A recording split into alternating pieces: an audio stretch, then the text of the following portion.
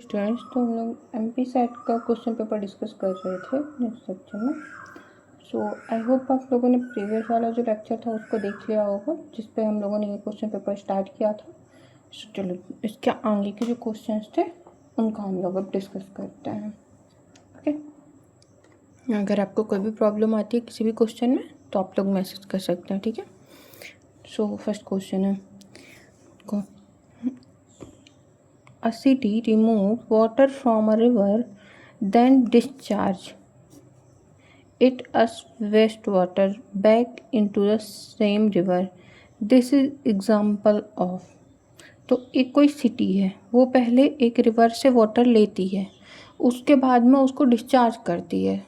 किस तरीके से? वेस्ट वाटर की तरह, मतलब वो पानी लिया, उसको यूज किया, उसके बाद में उसको वेस्ट वाटर की तरह डिस्चार्ज करते हैं दोबारा सेम ही रिवर में। तो इस तरीके का जो वाटर यूज है वो कहलाएगा क्या? देखो, सबसे पहले हम समझते हैं टाइप्स ऑफ वाटर यूज को।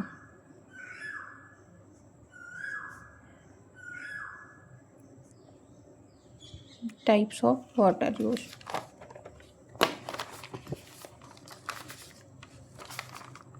एक सेकेंड।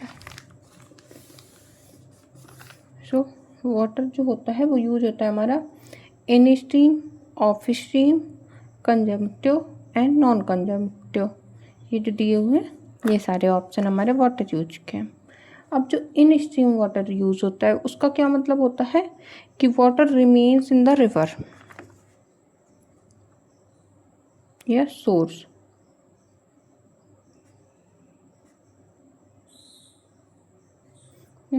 सो जो भी रिवर, लेक, चैनल है, जब यूज हो रहा है तो वो वाटर उसी पे रहना चाहिए। वाटर सोर्स से विड्रॉल नहीं करना चाहिए।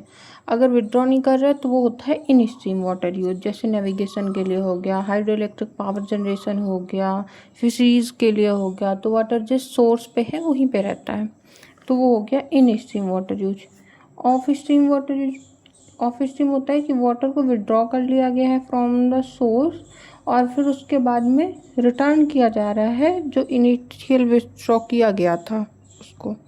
So water is withdrawal from the river, lake and transported elsewhere for use. ठीक है, जैसे म्यूनसिपल वाटर है, इरिगेशन के लिए, इंडस्ट्री यूज है, और इवन द वाटर रिटर्न कर भी दिया जाए सोर्स में दोबारा से, पर इनिशियली तो विड्रॉल हुआ था ना, तो उसकी वजह से उसको बोलते हैं हम ऑफ स्ट्रीम यूज, विड्रॉल इसका किया गया है।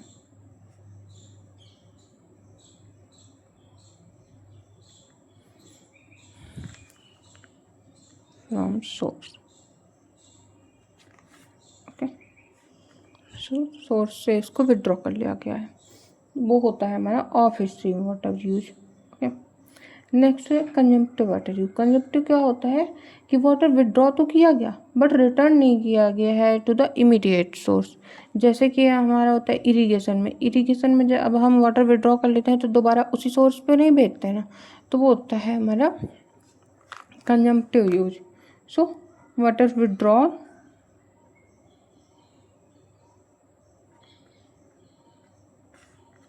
Bye not return,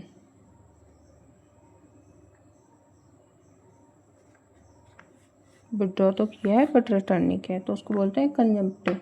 and non consumptive, non consumptive में होता है कि आफ्टर सोर्स में वाटर को रिचार्ज उसी पे जो सोर्स है उसको भेज दिया है, so water return to the source.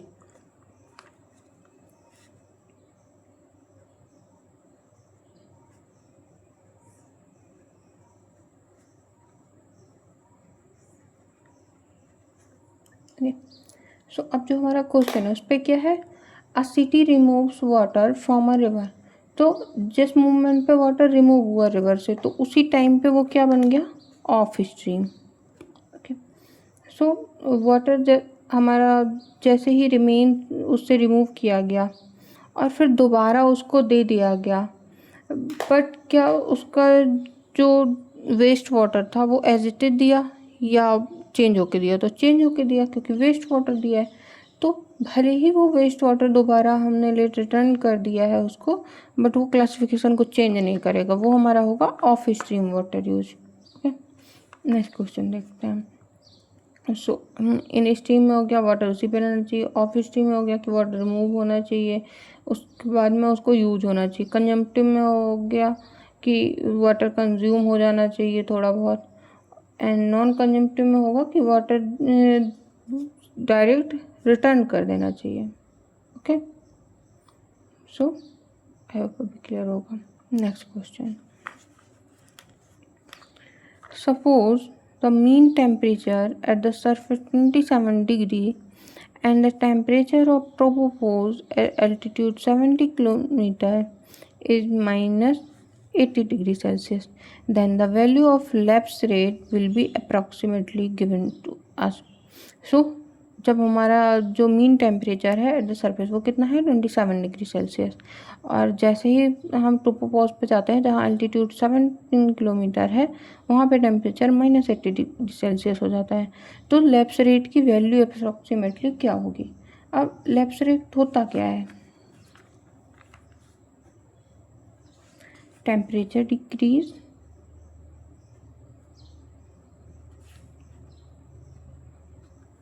Upon height increase.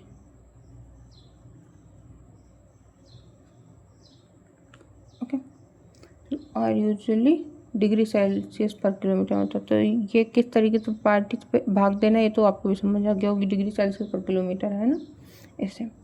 अब देखो हमें दिया क्या गया है, सरफेस टेम्परेचर दिया है 27 डिग्री, टॉपोपोज पे टेम्परेचर दिया है -18 डिग्री सेल्सियस, और एल्टीट्यूड क्या है 17 किलोमीटर। तो हाइट कितनी, जो हमारा टेम्परेचर डिफरेंस है वो कितना हो रहा है, तो टेम्परेचर इसका क्वेश्चन यहीं पे सॉल्व कर रहे हैं। ओके, तो इसका जो टेम्परेचर डिफरेंस है डेल टी ये कितना हो जाएगा, तो पहले है 27 माइनस और दोबारा है -80 डिग्री सेल्सियस, तो ये कितना हो गया 107 डिग्री सेल्सियस। ओके, अब जो हाइट पे लैप्स रेट हम देखते हैं तो 107 डिग्री सेल्सियस कब है हमारा ये 17 किलोमीटर पे पहुँचते पहुँचते जो टोटल टेम्परेचर है वो इतना हो गया। तो जो लैप्स रेट का फॉर्मूला हम लोगों ने देखा है उससे हो जाएगा लैप्स रेट 107/7, तो ये हो जाएगा हमारा टोटल 6.29 इक्वल टू 6.3। ओके, तो ये हो जाएगा हमारा करेक्ट आंसर 6.3। तो इस तरीके से ये कैलकुलेट हो जाएगा हमारा। और वैसे भी जो इन्वायरमेंट का एवरेज इन्वायरमेंटल लैप्स रेट होता है वो कितना होता है 6.5।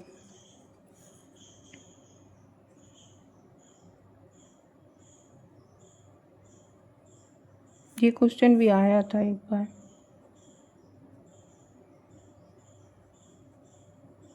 फाइव डिग्री सेल्सियस पर किलोमीटर।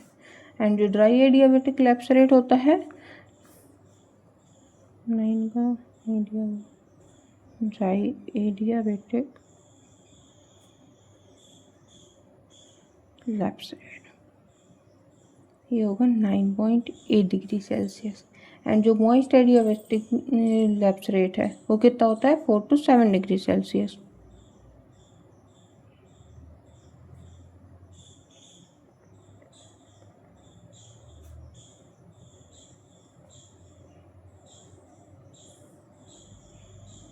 ये आती रहती हैं वैल्यूज़, तो इनको थोड़ा सा आप याद रखिएगा। ओके, सो आई होप ये क्वेश्चन अभी क्लियर होगा। दिख नहीं रहा शायद। ओके, नेक्स्ट क्वेश्चन जो वेटल सी वाला है इसका हमने आपको डायग्राम भी भेजे हुए थे ग्रुप पे, तो आई होप आपने वो डायग्राम देखे होंगे, इसलिए हमने डायग्राम पहले भेजे थे। सो अब हम लोग इसका क्वेश्चन देखते हैं। The oceanic water masses formed by sinking along ice age in the Weddell sea is known as. तो वेडल सी में जो हमारा सिंक होता है वाटर मास कहाँ पर, आइस एज के पास में, तो उसको हम क्या बोलते हैं। सबसे पहले हम देखते हैं कि जो डीप ओशियन वाटर मास है वो कौन कौन से हैं। ओके, सो हमारे पे रहता है north Atlantic deep water mass, ये हो गया। उसके बाद अंटार्कटिक बॉटम वाटर मास, सो AABW। और इसके अलावा तो ये जो दोनों हैं इन्हीं से हम पहले देखते हैं, बाकी ये पश्चिमी जलधारा है और ये मेडिटेरेनियन आउटफ्लो, ये तो डायरेक्टली हो गया।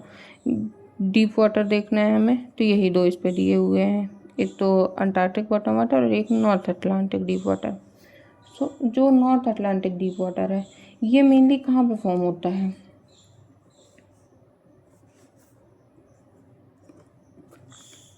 Greenland C,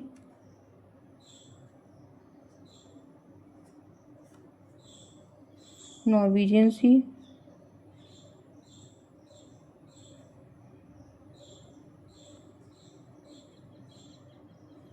and Labrador sea. ये मिल करके फॉर्म करते हैं नॉर्थ अटलांटिक का रीजन। एंड जो अंटार्कटिक बॉटम वाटर है इसको बनाते हैं वेडल सी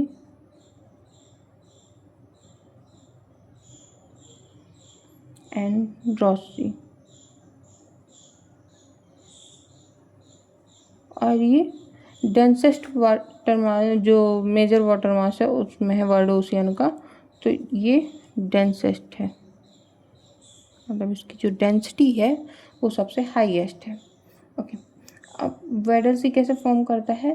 तो जैसे ही सी आइस फॉर्म होती है तो प्योर वाटर जो होता है वो क्या होता है, पहले फ्रीज हो जाता है, और जो सॉल्ट होता है वो रिजेक्ट कर देता है फ्रीज होने से सराउंडिंग वाटर से। ओके, तो ये जो प्रोसेस है इसको बोलते हैं हम ब्राइन रिजेक्शन।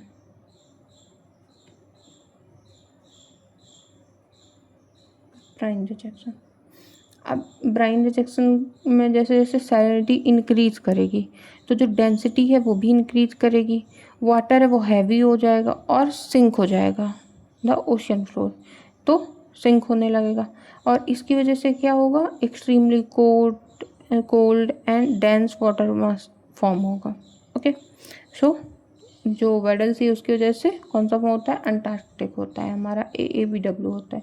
अब इसकी जो इम्पोर्टेंस है वो क्या है, तो ये ऑक्यूपाई करता है deepest part of ocean.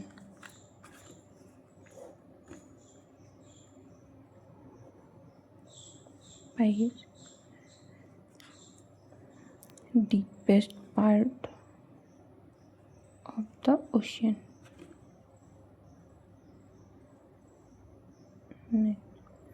Spreads into Atlantic, Indian and Pacific और मेजर रोल प्ले करता है in global thermo align circulation.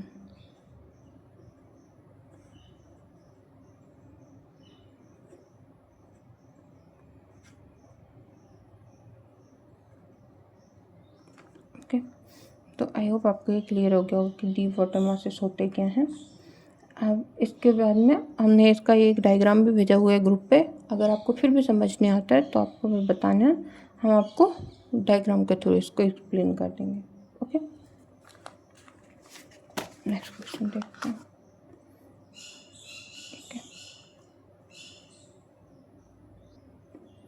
इसमें पूछा गया है कि the largest carbon reservoir in the earth system है, जो हमारा अर्थ का सिस्टम है उस पर कार्बन रिजर्वायर है उसमें सबसे बड़ा कौन है? तो मेजर कार्बन रिजर्वायर होते क्या क्या हैं, होते हैं एटमॉस्फेयर, बायोस्फीयर, बायोस्फीयर जो प्लांट्स एंड एनिमल है, ocean, soil, sedimentary rock and mental या फिर डीप अर्थ। रिजर्वायर का मतलब क्या होता है? सो रिजर्वायर मतलब होता है सिंपली एक स्टोरेज प्लेस,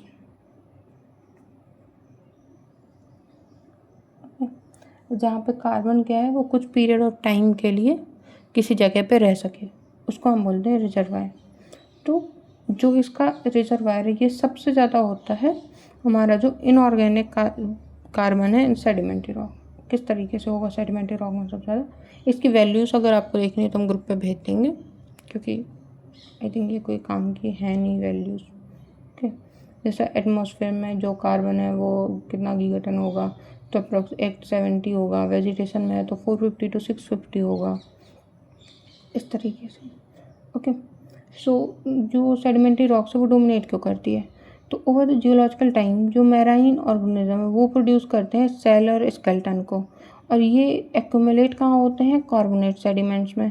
सेडिमेंट लिथिफाई होकर के रॉक बनाते हैं, तो ये जो रॉक है ये स्टोर करती हैं कार्बन किस फॉर्म में, मेनली CaCO3 के फॉर्म में, या फिर जो डोलोमाइट है CaMgCO3 का होल टाइप इस फॉर्म में। तो इस तरीके में जो कार्बन है वो क्या होता है, मिलियंस ऑफ टाइम्स के लिए, मिलियंस ऑफ ईयर्स के लिए हमारा कार्बन लॉक हो जाता है। तो सबसे ज़्यादा रिजर्वायर किस पे मिलेगा, इसीलिए हमें जो इनऑर्गेनिक है। अब एक डाउट आएगा आपको कि कार्बन है वो इनऑर्गेनिक में ज़्यादा क्यों मिलेगा, ऑर्गेनिक में क्यों नहीं मिलेगा। तो जो ऑर्गेनिक कार्बन है वो कहाँ से डिराइव होता है, from plant, algae, organic matter. और स्टोर कैसे होता है, कोल, पेट्रोलियम सोर्स रॉक में, या फिर ऑर्गेनिक रिच सेल्स में जैसे कि कोल। ओके। और जो इनऑर्गेनिक कार्बन है वो कैसे होता है, कैल्साइट, एरागोनाइट, डोलोमाइट फाउंड होगा हमारा, लाइमस्टोन, डोलोस्टोन, कार्बोनेट स्टोन। तो अब ये बताओ कि कोल ज़्यादा है या ये रॉक्स ज़्यादा है। अभी से बात है ये ज़्यादा है। तो कार्बन का जो रिजर्वायर है वो ज़्यादा किस पे मिल रहा है हमें, जो इनऑर्गेनिक सिस्टम है। तो ये लार्जेस्ट रिजर्वायर है। एटमॉस्फेरिक CO2 ये स्लाइडली इन्फ्लुएंस करता है क्लाइमेट को, और कार्बन की जो इन्वेंट्री है वो बहुत स्मॉल रहती है इस पर। ट्री ट्रंक्स एंड रूट्स, तो वेजिटेशन के है जितना भी कार्बन को रखती हैं अपने में रिटेन करके एटमॉस्फेयर, तो वो बहुत छोटा सा अमाउंट होता है compare to sedimentary rock. Organic carbon sedimentary rock बहुत बड़ा रिजर्वायर है, बट स्टिल स्मॉल देन जो कार्बोनेट रिजर्वायर हमारी इनऑर्गेनिक ओरिजिन की होती हैं। सो जो इनऑर्गेनिक ओरिजिन की हैं उनमें लार्जेस्ट कार्बन इन्वेंट्री पाई जाती है अर्थ सिस्टम में। ओके। सो जो शॉर्ट टर्म क्लाइमेट स्टडी होती है उसके लिए इंपॉर्टेंट रिजर्वायर कौन कौन से होते हैं पर, एटमॉस्फेयर, ओशियन और बायोस्फीयर। और जो लॉन्ग टर्म कार्बन साइकिल जो मिलियंस ऑफ ईयर की देखते हैं तो उस पर होती हैं कार्बन सेडिमेंट्री रॉक। ओके। सो जो एटमॉस्फेयर है, एटमॉस्फेयर क्या है, स्मॉल तो है बट एक्टिव है। और जो वेजिटेशन और मॉडरेट है, ओशियन लार्ज रिजर्वायर है, एंड कार्बोनेट जो है वो काइनेटिक है। सो लार्जेस्ट रिजर्वायर क्या होगा, जो इनऑर्गेनिक कार्बन है in sedimentary rock. Okay, good. Next question देखते हैं। If the wavelength of maximum solar radiation is observed to be 0.475 micrometre, then the temperature of sun will be। तो सन का temperature क्या होगा। तो जो सन है वो हमारा बिहेव कैसे करता है, अप्रॉक्सीमेटली ब्लैक बॉडी रेडिएटर की तरह हमारा बिहेव करता है।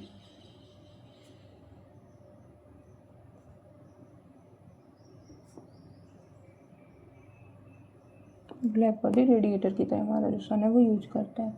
सो ब्लैक बॉडी क्या करती है, इमिट करती है रेडिएशन को ऑल द वेवलेंथ, बट जो इसकी इंटेंसिटी है वो हर बार सेम नहीं रहती है। तो जो वेवलेंथ है वो किस पे डिपेंड करती है कि जब वहाँ पे मैक्सिमम होगा। ओके। तो रिलेशनशिप क्या होता है, टेम्परेचर एंड वेवलेंथ के बीच में जब मैक्सिममेशन होता है वो किसने दिया था, जो वीन्स का डिस्प्लेसमेंट लॉ है। तो उसके according lambda max T equal to 2.898 into 10⁻³ kelvin. So हमें यहाँ पे क्या दिया गया है,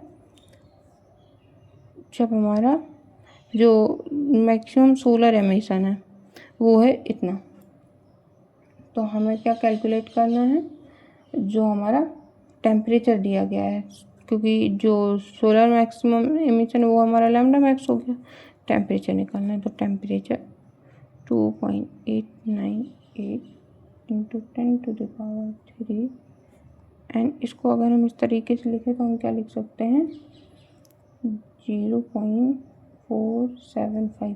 और ये माइक्रोमीटर में दिया गया है, माइक्रोमीटर से हमको मीटर में कन्वर्ट करना है, तो हमें यहाँ पे 10⁻⁻6 से मल्टीप्लाई करना पड़ेगा। ओके। अभी जो -6 से ऊपर जाएगा तो +6 हो जाएगा, सॉरी -3 है ना यहाँ पे, ये +6 हो जाएगा।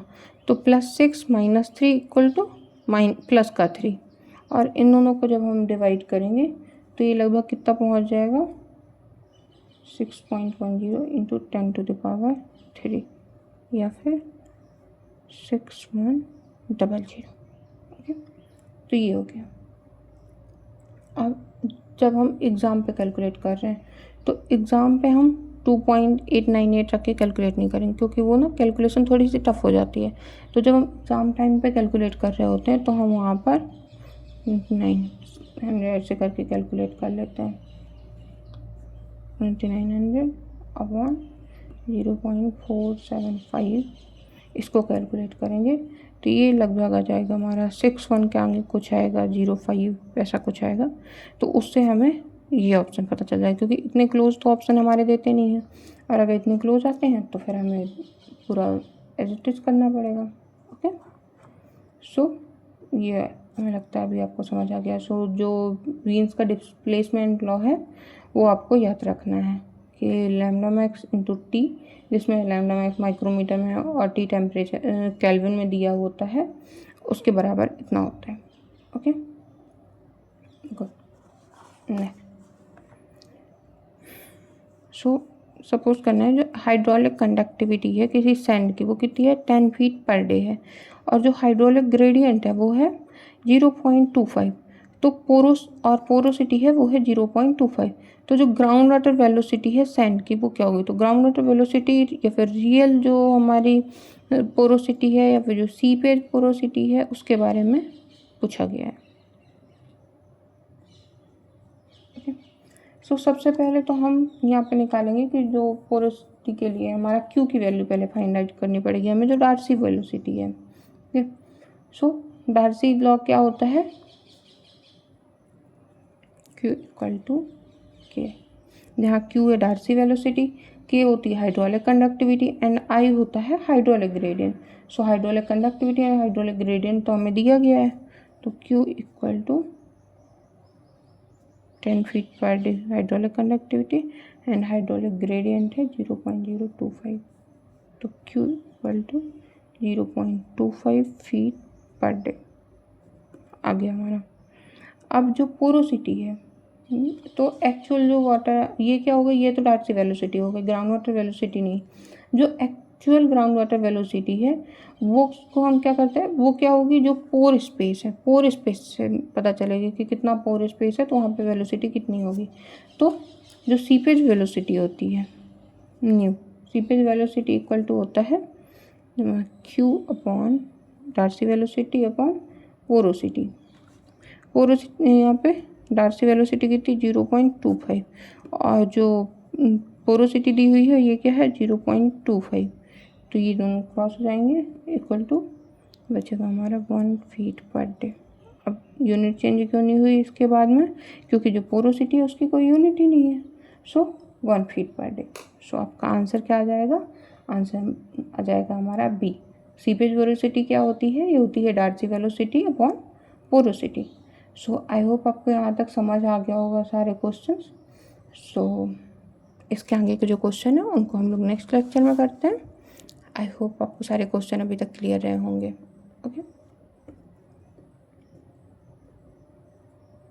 तो आप चाहो तो स्क्रीनशॉट भी ले सकते हो इसका अपने रिवीजन के लिए। ठीक है, so thank you so much. अगर कोई भी डाउट होता है या कोई भी सजेशन होता है तो आप लोग कमेंट पे मैसेज करोगे। ठीक है।